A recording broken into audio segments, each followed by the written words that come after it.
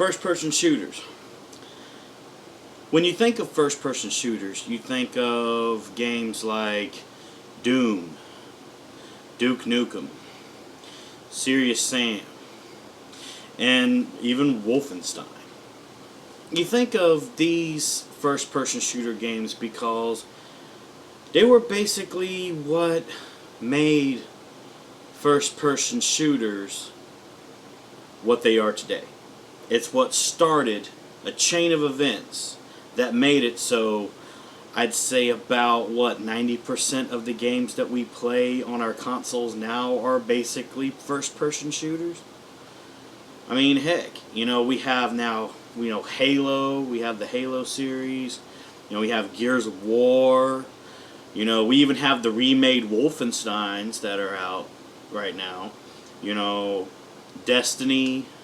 So many different games that were first-person shooters now.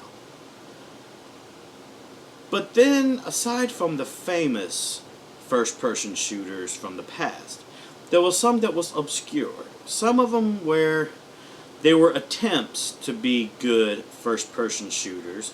Some of them were mediocre, some of them were good, and some of them were bad.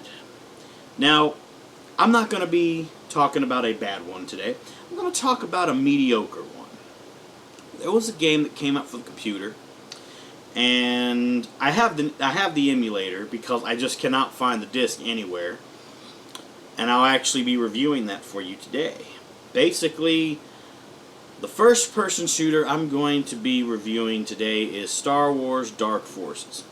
Star Wars Dark Forces is basically a game that kind of sets in the timeline around, I'd say, between Star Wars A New Hope and Empire Strikes Back, maybe? Basically, you're playing as Kyle Katarn. Kyle Katarn is a mercenary that's on the side of the rebels. And basically, he's out to do missions. Now, if you want to play this game for yourself, I can't provide the emulator link for you because for some odd reason I cannot find that website anymore. And for some reason my MediaFire will not let me put this game as a downloadable for people to download. I'm basically going to be playing this on an MS-DOS emulator because this technically came out, I believe, for the for the Windows 95 or Windows 98 maybe. But what makes it good or mediocre versus Doom and Duke Nukem and Wolfenstein? Well, it was a game that was created by LucasArts. LucasArts actually made quite a bit of games aside from movies, but most people know as for their Star Wars types of games. One that would really come in mind, aside from Jedi Outcast, would be the Star Wars Rebel Assault games for PlayStation. But Dark Forces is actually not too bad, so I'm going to be reviewing that for you today. And of course, I will be talking while playing the game for you today. So, let's dive right on in to Star Wars Dark Forces. No more BS, no more stalling. Let's get straight down to business, shall we? Now, I decided to skip through the giant long intro sequence, but we're going to start on the first level, which is called Secret Base. So, start. Loading mission. Now, Star Wars Dark Forces is an MS-DOS game, but also came out for the PlayStation. I forgot to mention that before. When you ask old school gamers what they think of Star Wars Dark Forces, the first thing they'll say is it's like Star Wars Doom, basically. As you can see here, I'm playing as Kyle Katarn, and I have my regular shitty one-shot laser here. I just got a blaster rifle here. I'm going to switch to it in a minute.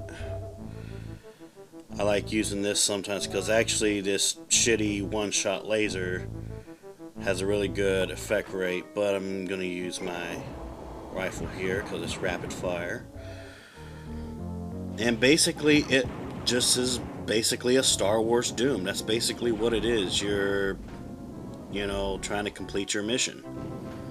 But as you can see, this really isn't hard to me because I've gone through such harder games like, Doom and Wolfenstein and Duke Nukem.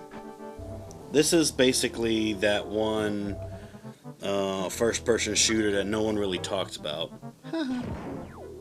But, is it a good game? Yeah, it's not too bad. It's not too shabby, but people don't really remember this game. Only a hardcore, old-school gamer will know what this game is. So, let me go up here real quick. I want to try and get to that right there. So, shit. Alright, let me get back up here. I am not going to quit until I get that shit that's over on the other side. I'm going to do that. Oh, shit. Okay, let's do it again. Oh, where the fuck did the stormtrooper come from? Thought I killed all the stormtroopers. Okay, back up. Alright. Let's try this again. Oh, I made it. Yay. Yahoo. Got me some energy units and shit. So, let's continue on down our pathway here. Okay, kill this guy.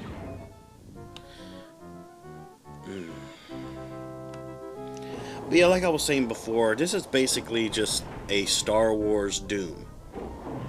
Is it a bad game? Nah, I guess you could call this a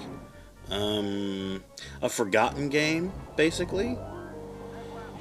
But I've always remembered Star Wars Dark Forces.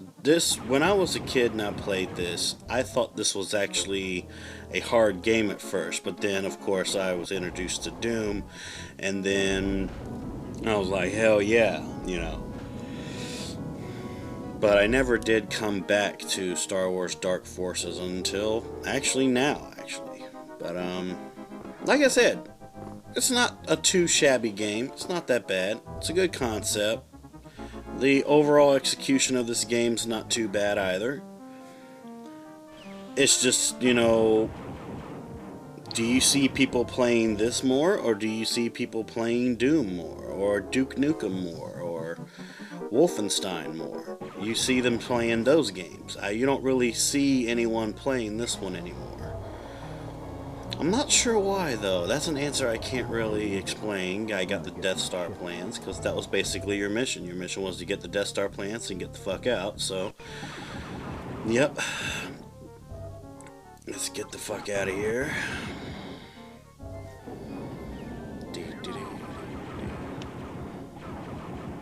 I always did like the music, though, for the Star Wars Dark Force game. I always thought it was a not bad little soundtrack.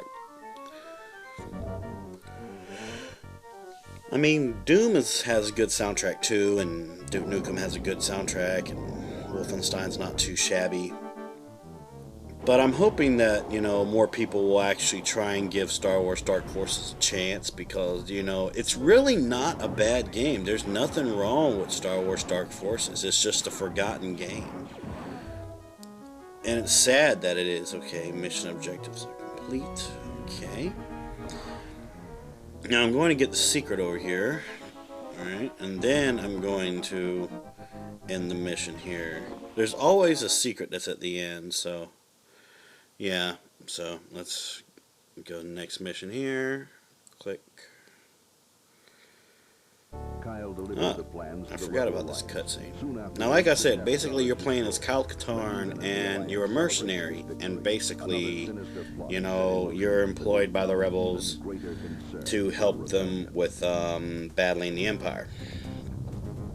And that's really about it. You're given random missions. Oh, Vader.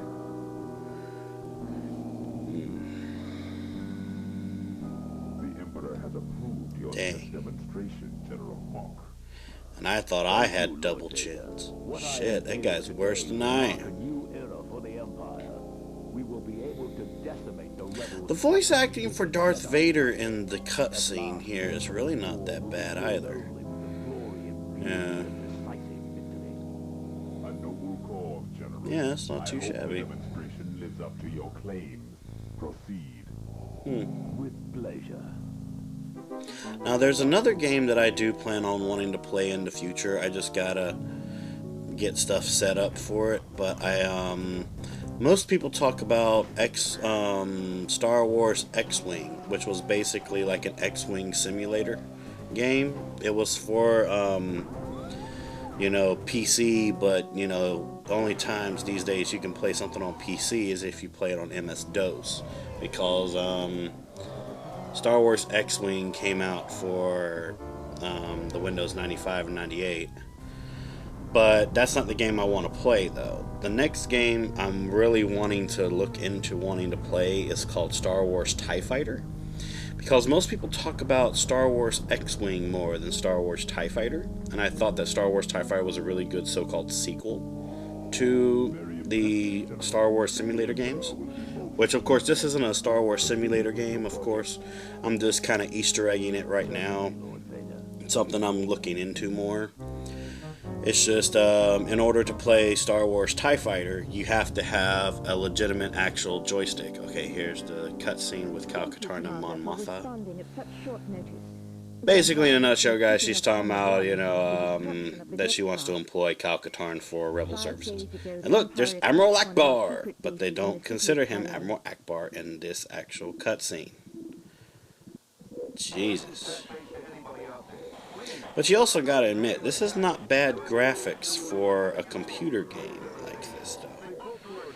Now, the one I'm playing here is not the MS-DOS version, even though the MS-DOS version is actually kind of the same. This is the rare PlayStation version that I was able to get here. So, they're basically the exact same. There's no altercations like some, conversions from PC to PlayStation 1. I mean, sometimes they always change little pieces of stuff and the different re-releases of stuff. But in this case, this is exactly the same as the PlayStation. So, what you see is what you get, actually. So that's actually not too shabby. He has supplied us with information on the development of a new Imperial weapon. Those sounds you heard, we believe, come from that weapon. Yeah, I love this game, guys. I really love this game. A new stormtrooper that can take out a rebel base that quickly? I should have kept working for the Empire. I always thought when I was a kid that the weird motioning for the lips was also kind of interesting. Yeah. But I really do like this game. I just always wonder why not many people talk about this game or Star Wars TIE Fighter. I always thought that was odd. Hell, not many people even talk about Indiana Jones and the Fate of Atlantis. You think I'm getting off subject, but really, all three of those games were created by LucasArts Studios. Ha! So I'm not veering off subject. Yeah.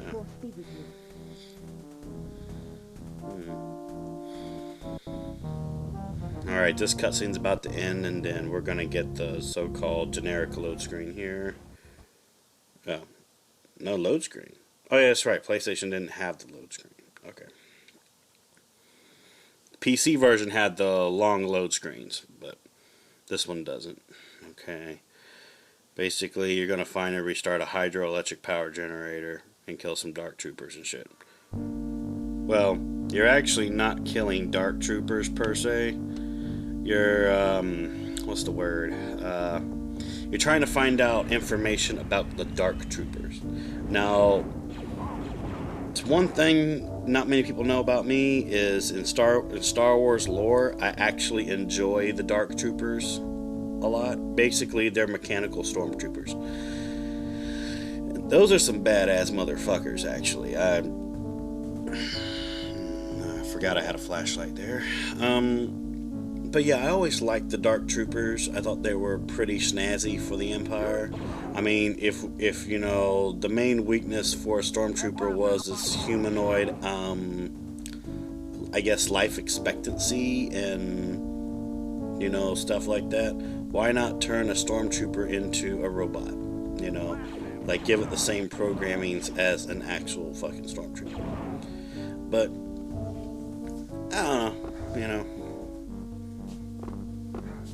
So yeah, you're basically on this little base here, and you're, you know, going to do something about a hydroelectric generator, and you're going to try and find some clues about the Dark Troopers. So this is the last level I'm actually going to play of this, because I don't want to play the whole game for this review. But don't think I don't want to play this full game in the future for my channel in another segment, you know.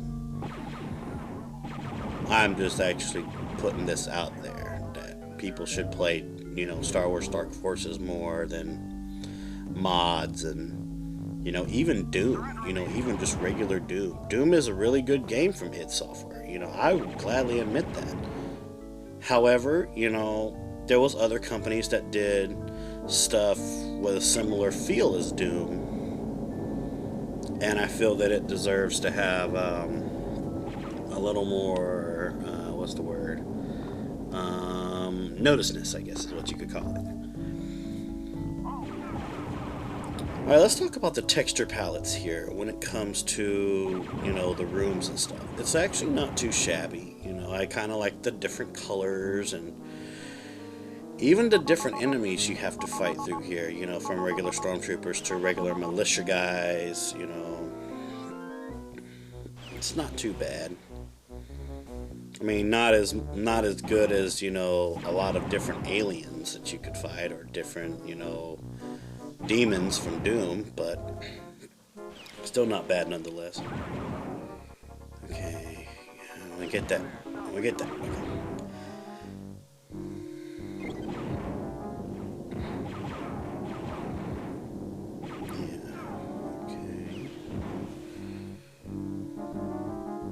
But yeah, I mean, you know, if you're a fan of Doom, or you're a fan of, you know, Duke Nukem, or, you know, Wolfenstein, or anything that's like a first-person shooter like that, you know, definitely at least just give this a playthrough. I mean, yeah, the game can have a little bit of lag, depending on how many enemies decide they want to spawn on your screen, but what the fuck's with the door?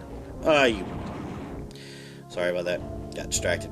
Okay, I mean, just give this game at least a playthrough, so you can actually have the partial bragging rights that you've actually played Star Wars Dark Forces. You know, hell, I'll probably even put it out there on my Facebook, YouTube channel that people should play Star Wars Dark Forces more. Yeah.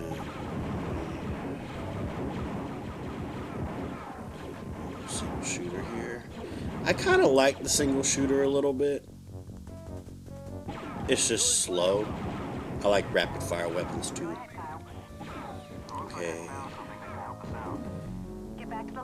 Okay, I got the Dark Trooper weapon. Clues. Did I turn on the hydroelectric generator? Did I turn that on? No, I don't think I did. Let me see. Yeah, I fell in the fucking water. Wonderful.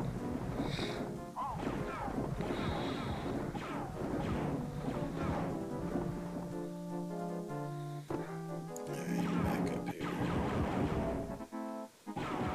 Actually, I think I did turn it on. I think I need to get the fuck out of here. I think that's what I need to do. Yeah, let's get the fuck out of here. Cannot ever forget about the little, you know, hidden stuff they have here too. Shoot you out of here. Shoot you.